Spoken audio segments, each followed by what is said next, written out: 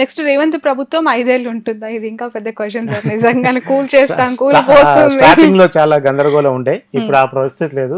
జనం చాలా క్లియర్ గా ఉన్నారు. సో 67% మంది రేవంత్ రెడ్డి ప్రభుత్వం 5 ఏళ్ళు ఉంటుందని చాలా ఘంటాపథంగా చెప్పారు. రేవంత్ మారుస్తారు అని 9%. నిజంగానే సార్, ఈ 9% లో మారుస్తారు అనే మాట అయితే వినిపిస్తుంది.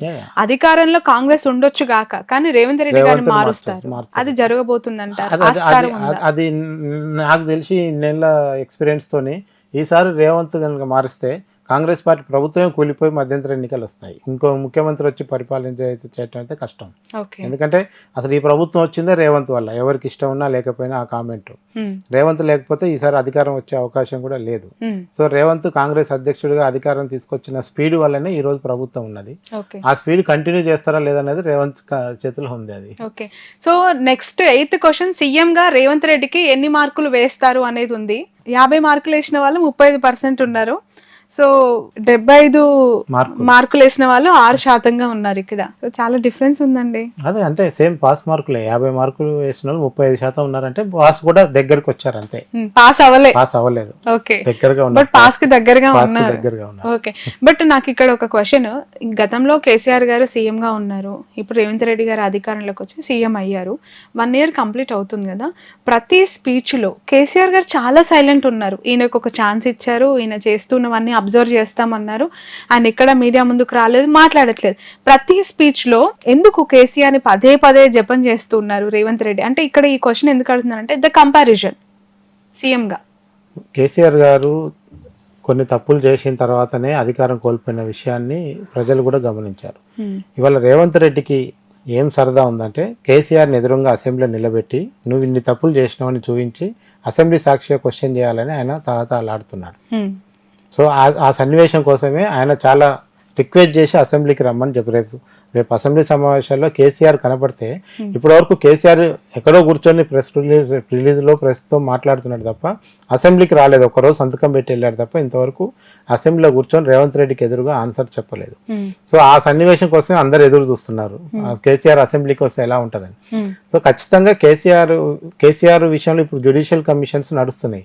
ఆ కమిషన్లలో కేసీఆర్ కేటీఆర్ హరీష్ రావు దోషిగా తేలితే వాళ్ళని అరెస్ట్ చేయడానికి కూడా అవకాశం ఉంటుంది.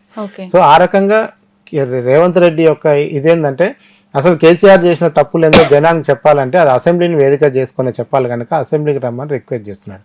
ఇంతకు మించి ఏం లేదు దీంట్లో. రైట్. కులగణన మరియు కుటుంబ సర్వే అవసరమా ప్రస్తుతం అన్నదానికి అవసరం అని 50% అని చెప్పారు, అవసరం లేదని 23% అని చెప్పారు. అవసరం అనే వాళ్ళు దేనికోసం అవసరం అంటే ఈ రోజు సమాజంలో ఎవరికి వాటా ఎవరు తింటున్నారు అనేది ఒక చర్చ స్టార్ట్ అయింది.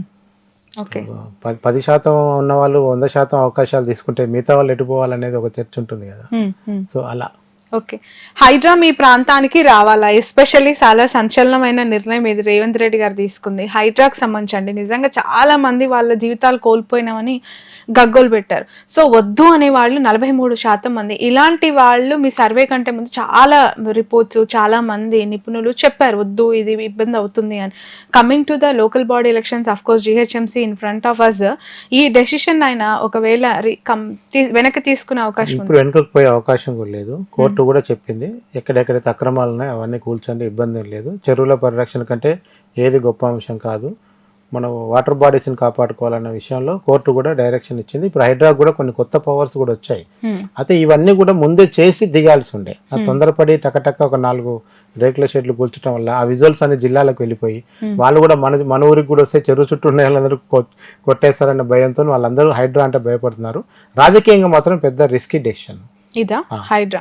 GHMC ఎన్నికలు కాకముందు హైడ్రాని ముట్టుకోవటం, మూసీని ముట్టుకోవటం అనేది అంత చిన్న విషయం కాదు. రేపు ఖచ్చితంగా రాజకీయంగా చాలా ఇంపాక్ట్ పడబోయే అంశాలు హైడ్రా ఒకటి one of the major issue.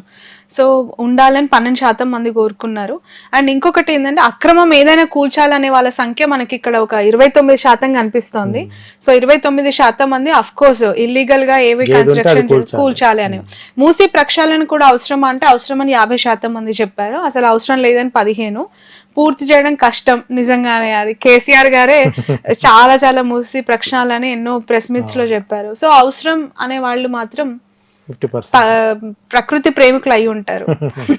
KTR ని అరెస్ట్ చేస్తారని అనుకుంటున్నారా అని చెప్పి ప్రశ్నించినప్పుడు చేయరని 54% మంది. ఎందుకంత కాన్ఫిడెన్స్? అంటే వాళ్ళు తప్పులు చేసి ఉండాలని అభిప్రాయం ఉందా? లేదు, జనం ఏం ఎక్స్పెక్ట్ చేశారంటే రేవంత్ రెడ్డిని తన బిడ్డ పెళ్లికి కూడా ఉండనివ్వలేదు కేసీఆర్, అరెస్ట్ చేశాడు. రేవంత్ రెడ్డి సీట్లకు రాగానే వీళ్ళిద్దరిని తీసుకుపోయి లోపల వేసేస్తారని జనం ఎక్స్పెక్ట్ చేశారు. అలా చేయట్లేదంటే ఓహో చేసే ధైర్యం లేదేమో అనుకుంటున్నారు తప్ప తప్పులు చేసిన విషయం అందరికీ తెలుసు. ఎందుకంటే చాలా ప్రభుత్వం వచ్చిన 3 నెలల్లో బయట పెట్టిందంతా గత ప్రభుత్వం చేసిన తప్పులనే కదా. సో జనకు ఆ క్లారిటీ ఉంది. కాకపోతే ఇప్పుడు అరెస్ట్ చేస్తే రాజకీయంగా ఇబ్బంది ఏమన్న ఆలోచనతో కొంతమంది ఆలోచిస్తున్నారు తప్ప. సో ఇక్కడ ఇంకొక ఇంట్రెస్టింగ్ రాజీ కుదిరింది. ఏం రాజీ కుదిరింది? ఎందుకంటే ఇప్పుడు ఓటుకు నోటు కేసులో నన్ను డిస్టర్బ్ చేయొద్దు, మిమ్మల్ని కాళేశ్వరంలో నేను డిస్టర్బ్ చేయాలని ఇద్దరు మాట్లాడుకుంటాను కూడా జనం చెప్పుకుంటున్నారు ఊర్లలో కూర్చొని. ఊర్లో అంటే రూరల్ పీపుల్ కి అంత ఆలోచన ఉందండి. మీరు మనం ఇక్కడ చాలా తక్కువ మొబైల్ సేవి కానీ ఆడ మొత్తం సోషల్ మీడియా అంతా కూడా గ్రామాలనే ఉంది ఇప్పుడు మొత్తం రిలయన్స్ పుణ్యవాణి. సో గత ప్రభుత్వ అధికారులు ఇంకా కీలక పోస్టుల్లో కొనసాగడంపై మీ అభిప్రాయం? అనవసరం అని 46% మంది ఇచ్చారు. సో మంచిదే ఉండడం పర్లేదని 17, దోపిడీ కొనసాగడానికి 24 మంది అని ఇచ్చారు. అనవసరం అని ఎందుకు? కేసీఆర్ కి దోచిపెట్టిన వాళ్ళే ఈడ కూడా ఉంటే వీళ్ళకి కూడా దోచిపెట్టవచ్చు అన్న ఆలోచన జనం మాట్లాడుకుంటున్నారు. ఓకే. సో కాంగ్రెస్ పాలనలో రేవంత్ రెడ్డి సోదరుల జోక్యం ఉందా? ఉంది అని 45% మంది, లేదు 33, అతిగా ఉంది 10, పాలన గాడి తప్పింది 12 మంది. సో పాలన గాడి తప్పింది అంటే వాళ్ళ జోక్యం కనబడుతుంది కదా ఇటీవల కాలంలో. ఈవెన్ హైడ్రా విషయంలో కానీ మన కొడంగల్ విషయంలో కానీ కొన్ని చోట్ల సోదరులు డైరెక్ట్ గా ఇన్వాల్వ్ అవుతున్నారు. సో కుటుంబ పాలన, కుటుంబ పరిపాలన అని కేసీఆర్ గారిని పదే రేవంత్ రెడ్డి గారు మాట్లాడేవాళ్ళు. కొడుకు కూడా, కూతురు, అల్లుడు అని చెప్పి. ఇప్పుడు ఆయనకి ఆ బాణం మళ్ళీ రివర్స్ వచ్చే. ఖచ్చితంగా అది కాంగ్రెస్ పార్టీకి ఇబ్బందికర అంశమే. రేవంత్ సోదరులు ఎంత దూరంగా ఉంటే రేపు భవిష్యత్తులో అంత మంచి పరిపాలన వస్తుంది అంతే. ఓకే. రానున్న స్థానిక సంస్థల ఎన్నికల్లో మీ ఓటు ఎవరికి? సో ఇక్కడ చాలా crucial part in this survey report. బీఆర్ఎస్కి 39% మంది వాళ్ళు బీఆర్ఎస్ వస్తుంది అని చెప్పి వాళ్ళు ఓటింగ్ చేయడం జరిగింది, అంటే చెప్పడం జరిగింది వాళ్ళ అభిప్రాయం. కాంగ్రెస్ పార్టీకి 30%, రెండు కలిపితే 4% ఇక్కడ డిఫరెన్స్ ఉంది స్థానిక సంస్థల ఎన్నికల్లో కాంగ్రెస్ బీఆర్ఎస్ రావడానికి. బట్ నిజంగా ఆ సిచ్యువేషన్ వస్తే కాంగ్రెస్ ఈ 4% గెయిన్ చేసుకునే అవకాశం లేదా? రైతు భరోసా స్టార్ట్ అయిపోయి పెన్షన్ల విషయంలో కానీ ఇందిరా మిన్ల విషయంలో కానీ డెసిషన్ తీసుకురనుకోండి, ఈ 3 అంశాలు డెసిషన్ తీసుకొని సర్పంచ్ ఎన్నికలకు పోతే ఈ ఫిగర్ రివర్స్ అవుతుంది ఆటోమేటిక్గా. కాంగ్రెస్ ఫస్ట్ ప్లేస్లోకి వస్తుంది, బీఆర్ఎస్ సెకండ్ ప్లేస్లోకి వస్తుంది. సో అలాంటి పరిస్థితి గ్రామాలు ఉంటుంది. అదర్వైజ్ బీఆర్ఎస్ నుంచి గెలిచిన వాళ్ళు కూడా కాంగ్రెస్లోకి వెళ్ళిపోతారు ఆటోమేటిక్గా, కూడా అది కూడా జరుగుతుంది. ఓకే. సో ఇక్కడ చాలా కీలక కామెంట్స్ కూడా మీరు పెట్టారు. రేవంత్ మాటకారే గాని పనిమంతుడి కాదు, ఇది ప్రజల అభిప్రాయం. అంతే, మన అభిప్రాయం కాదు. ఓకే. అదర్ దాన్ దిస్, మీరు ఓవరాల్ గా గ్రౌండ్ లో తిరిగి ప్రజల నుంచి అభిప్రాయ సేకరణ చాలా వరకు చేశారు. అండ్ ఇక్కడ మీరు ఒక మాజీ జర్నలిస్ట్ కూడా, you are senior journalist and you know very well of activities which are going to done by government and opposition also. అప్పటికి ఇప్పటికీ వ్యత్యాసాలు, ఆ గవర్నమెంట్కి ఈ గవర్నమెంట్కి ఇంప్లిమెంటేషన్ చూసిన తర్వాత గ్రౌండ్కి వెళ్ళినప్పుడు మీ పర్సనల్ ఎక్స్పీరియన్స్ ఫైనల్గా అంటే ఇప్పుడు ఒక మనసులోకి ఒక ఆలోచన వస్తే ఇంప్లిమెంట్ చేయడం కేసీఆర్కి ఈజీగా ఉండేది, రేవంత్ రెడ్డికి ఒక 5 పర్మిషన్ కావాలి, అంతకుమించి ఏం లేదు ఇక్కడ. సో కేసీఆర్ అనుకున్నదే శాసనం అయింది, కేసీఆర్ అనుకున్నదే జీవో వచ్చింది. ఇవాళ రేవంత్ అనుకున్న జీవో వెంటనే రాదు, కొంచెం ఇక్కడ ఉన్న క్యాబినెట్కి చెప్పుకోవాలి. ఆ రోజు కేసీఆర్ రాసిచ్చిన పాయింట్లే క్యాబినెట్లో అందరు చదివాలి, ఇవాళ క్యాబినెట్లోకి అందరూ పాయింట్ రాసుకొస్తున్నారు. సో ఒక డెమోక్రసీ వైజ్గా చూస్తే కాంగ్రెస్ పరిపాలన అనేది మంచిది. భిన్న అభిప్రాయం ఉండటం తప్పు కాదు ఎప్పుడైనా సరే. మీకు నాకు ఒక అంశం మీద ఏకాభిప్రాయం రావాలని రూల్ ఏం లేదు, మీకు అభిప్రాయం ఉండొచ్చు, నాకు అభిప్రాయం ఉండొచ్చు, కానీ ఈ రెండింటిని గౌరవించే వ్యవస్థ కూడా ఉండాలి. ఖచ్చితంగా నేను చెప్పినట్టే శాసనంలాగా నడవాలనేది కూడా ప్రజాస్వామ్యానికి మంచిది కాదు. సో గత ప్రభుత్వంలో కొంచెం నియంతృత్వం, పెడధోరణులు, నియంత ఆలోచనలు ఎక్కువ కనిపించినాయి. ఈసారి ప్రజాస్వామ్యం కూడా ఎక్కువ కనపడుతుంది. సో ఈ ప్రజాస్వామ్యాన్ని కూడా కొంచెం కంట్రోల్ చేసుకొని, ఎంత ప్రజాస్వామ్యం కాంగ్రెస్ పార్టీ అయినా మళ్ళీ రేవంత్దే నడుస్తుందన్న చర్చ కూడా లేకపోలేదు కదా. రేవంత్ కూడా కొన్నిసార్లు బ్లైండ్గా పోయి, ఇప్పుడు హైడ్రా మూసిని ముట్టుకోవటం అనేది నిజంగా ఏ క్యాబినెట్ అప్రూవ్ చేసినంత నేను అనుకోను. క్యాబినెట్ అప్రూవ్ ఖచ్చితంగా చేయదు. హైదరాబాద్ జిల్లా మంత్రి అయితే అసలు ఒప్పుకోడు ఈ టైంలో ఇలాంటి రిస్క్ డెసిషన్ తీసుకోవటం. కానీ రేవంత్కి ఒక విజన్ ఉంది, ఈ తాను ఏదైనా చేస్తే అది శాశ్వత. ఆయన ఎప్పుడు కూడా పరిపాలన మీద ముద్ర అనే దాని మీద ఎక్కువ ఆలోచిస్తుంటారు. అంటే ఇప్పుడు మనం ఎవరి గురించో మనం చెన్నారెడ్డి గురించో, కోట్ల విజయరెడ్డి గురించో, గాంధీ గురించో, ఇందిరాగాంధీ గురించో మాట్లాడినట్టు రేపు నా గురించి కూడా మాట్లాడుకోవాలని కోరుకున్న వ్యక్తిలాగా నాకు రేవంత్ రెడ్డి కనిపిస్తాడు. అందుకనే ఇవాళ హైదరాబాద్కు ఒక 400 ఏళ్ల చరిత్ర ఉన్న హైదరాబాద్లో మూసీ అనే కంపు గురించి చర్చ జరగటం అనేది నిజంగా విషాదం. అది అవసరం లేదు. అంత దాన్ని కనుక బాగు చేసి మనకు విదేశాల్లో ఉన్నట్టు కనుక అది కనుక చేయగలిగితే అది అద్భుతమైన హైదరాబాద్కి ఎక్కలేని హిస్టారికల్ ఇది తెచ్చిపెడుతుంది. సో అందుకనే రేవంత్ ఒక డెసిషన్ తీసుకున్నప్పుడు కూడా చాలా ఫర్మ్గా పోతున్నాడు. ఈరోజు రేవంత్ అవసరం హైకమాండ్కి ఉంది, హైకమాండ్కు రేవంత్ అవసరం ఉంది. సో ఈ పరస్పర అవగాహనతో వెళ్తున్న ఈ ప్రభుత్వం ఈ 1 yearలో కొన్ని తొందరపాటు నిర్ణయాలు, కొన్ని అడావుడి నిర్ణయాలు, కొన్ని అనుభవాలు ఏమితో చేసిన పొరపాట్లు కూడా ఉన్నాయి. సో వీటన్నిటిని కూడా ఇప్పుడైనా సమీక్ష చేసుకొని ముందుకు వెళ్తే, ఎందుకంటే ఇక్కడ బలమైన ప్రతిపక్షం ఉంది, 38 సీట్లు ఉన్నాయి. అంత సింపుల్ కాదు, 3 సీట్లు 4 సీట్లు లేవు ప్రతిపక్షానికి. సో ఖచ్చితంగా ప్రతిపక్షం కూడా ఈరోజు సోషల్ మీడియాలో చాలా యాక్టివ్గా ప్రతిపక్షం ఉంది, అధికార పక్షం లేదు. సో దాన్ని కూడా కవర్ చేసుకోవాల్సిన అవసరం కనపడుతుంది. ఏమైనా ఈ 2 పార్టీలు రేపు సర్పంచ్ ఎన్నికల కాంచే మళ్ళీ బలాబలాలు చూపించుకోవడం మొదలవుతుంది. ఈ 5 ఏళ్ళు మన మీడియాకు పండగనే కనపడుతుంది తెలంగాణలో.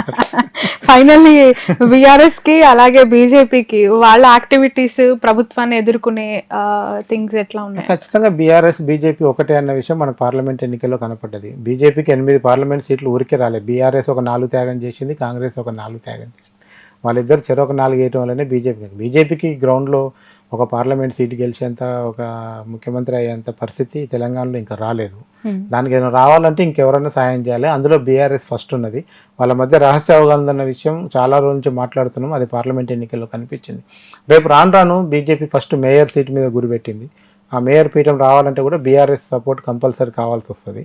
ఆ తర్వాత సీఎం పోస్ట్ గురించి ఆలోచిస్తారు. సో ఈ క్రమంలో బీజేపీకి కూడా ఈ ఫ్రెండ్షిప్ అనేది కంటిన్యూ అయితేనే బీజేపీ కూడా మంచి రిజల్ట్స్ మనకు కనపడతాయి. Right. Thank you so much అండి. ఇది కంబాలపల్లి కృష్ణ గారు ఓటాకు సంబంధించి చాలా థింగ్స్ ఇందులో పొందుపరిచారు. అదంతా కూడా ఇప్పుడు మనకి ఆన్లైన్లో దొరుకుతోంది. అండ్ చాలా సీనియర్ జర్నలిస్ట్, అతను సేకరించిన డేటా అంతా కూడా ఇందులో పొందుపరిచారు. చాలా వ్యాలిడ్ పాయింట్స్ కూడా ఉన్నాయి. అది ప్రజల నుంచి వచ్చిన రియాక్షన్, అది ఎవరో ఇంటెన్షనల్గా చేసింది కాదు. అధికారంలో ఉన్న ప్రతి ఒక్కరు కూడా ఇందులో ఉన్న పాజిటివ్స్, నెగిటివ్స్ తీసుకుంటేనే నెక్స్ట్ 4 ఏళ్ళు వాళ్ళు చాలా హ్యాపీగా లీడ్ చేసుకోగలుగుతారు. అండ్ పాజిటివ్స్ వినకపోయినా నెగిటివ్స్ మాత్రం వినాలి. ఎందుకు, ఎక్కడి నుంచి వ్యతిరేకత వస్తుంది, ఏ స్థాయిలో ఉంది అనేది తెలుసుకోవడం. ఎందుకంటే కేసీఆర్ గారు ఎక్కడైతే ఎమ్మెల్యేలను మార్చారో ఆ సీట్లని గెలిచారు, మార్చలేదు అవే ఓడిపోయారు. సో ఖచ్చితంగా వినాల్సిన అవసరం ఇప్పుడు అది అనివార్యంగా మారింది ఏ పార్టీకైనా కూడా. సో ఇది స్పెషల్ డిస్కషన్ రేవంత్ రెడ్డి గారి పరిపాలనకి సంబంధించి వాళ్ళ 1 year ప్రోగ్రెస్ కార్డ్ ఎలా ఉంది అంటే ఈ విధంగా ఉంది. So that's all for now.